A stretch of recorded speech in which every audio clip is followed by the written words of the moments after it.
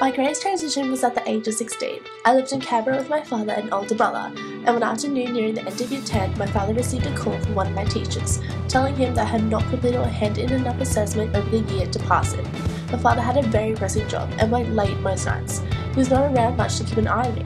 I never did my homework and just went out with my friends all the time. I was getting into a bad crowd and beginning to not even care about my future or even think about it.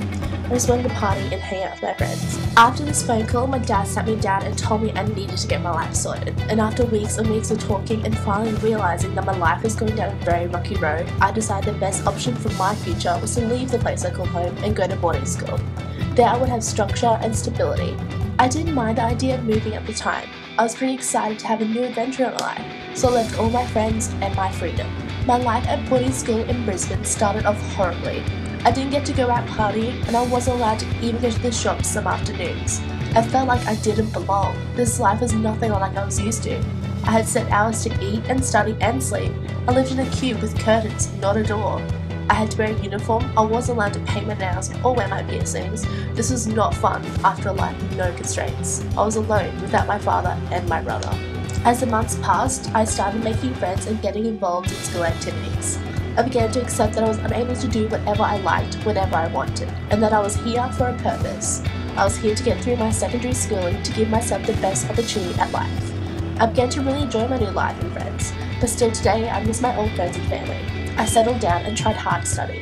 My life has changed considerably, and although it was hard, I got through it and found another place I can call home. Although my move to boarding school was a conscious decision to give myself a better change at succeeding in life, I never realised that it would end up to be such a huge turning point. Looking back on this transition, I am now able to understand this and truly appreciate the life I am leading now, and that it's on the right path. I actually made it to uni, where I met BB.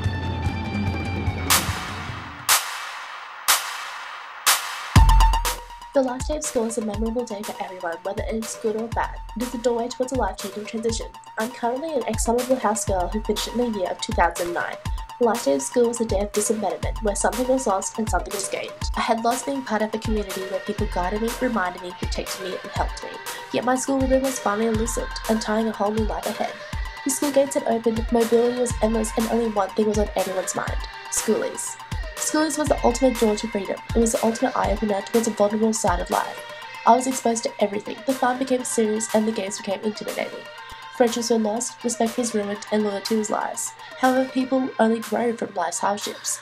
We learn from their mistakes and they mature, which is what I did myself in my own life course. By Christmas, things had died down and resolved. I had begun a relationship that had exposed me to deeper levels of intimacy, and my social network had expanded as I was working regularly with a great diverse group of people in order to save up money for Europe.